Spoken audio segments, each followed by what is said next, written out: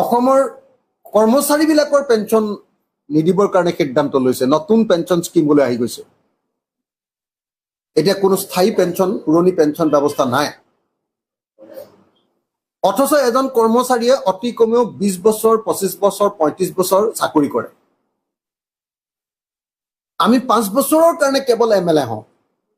কোনোবাই 2বাৰ 3বাৰ হয়, সেইটো বেলেগ কথা। কিন্তু আমাৰ কাৰ্যকাল 5 বছৰীয়া।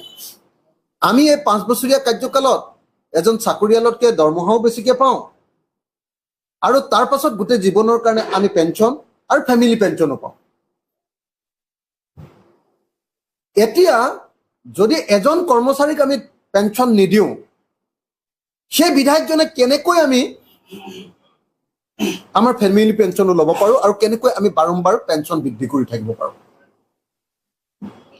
সেইকাৰণে মই ভাবোঁ যে অসম বিধানসভাত অচিৰে যদি অসমৰ বিধায়কবিলাকৰ দৰমহা বঢ়াব লাগে, অসমৰ সকলো কৰ্মচাৰীৰ দৰমহা বঢ়াব লাগে, আৰু অসমৰ বিধায়কসকলৰ পেঞ্চন যদি বৃদ্ধি কৰিব লাগে, অসমৰ সকলো কৰ্মচাৰীও পেঞ্চন বৃদ্ধি কৰিব লাগে, আৰু অসম চৰকাৰে অন্যান্য মানুহৰ ধৰক অৰুণোদয় আঁচনিত পইচা দিয়ে, অৰুণোদয় আঁচনিত 1250 টকা দিয়ে, সেইটো বৃদ্ধি কৰিব লাগে। তেতিয়াহ'লে বৃদ্ধ পেঞ্চন মাত্ৰ 250 টকা দিয়ে, সেইটো বৃদ্ধি কৰিব লাগে।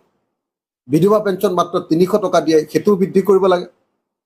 অংগনবাদী কৰ্মীবিলাকে কিমান কম পইচা পায় আপোনালোকে সকলোৱে জানে। আশা কৰ্মীবিলাকে কিমান পইচা কম পায়। তাৰপিছত আপোনাৰ ৰান্ধনীবিলাকে কিমান কম পইচা পায়। তেওঁলোকক আমি ভাতে মাৰিছোঁ, তেওঁলোকক আমি নেখাই নোবোৱাই শুকুৱাই ৰাখিছোঁ। অথচ আমাৰ জনপ্ৰতিনিধিবিলাকে কেৱল দৰমহা বৃদ্ধিৰ কথা চিন্তা কৰিছোঁ। আৰু আমিতো ৰাইজৰ সেৱা দৰমহাৰ কাৰণে কৰিবলৈ অহা নাই।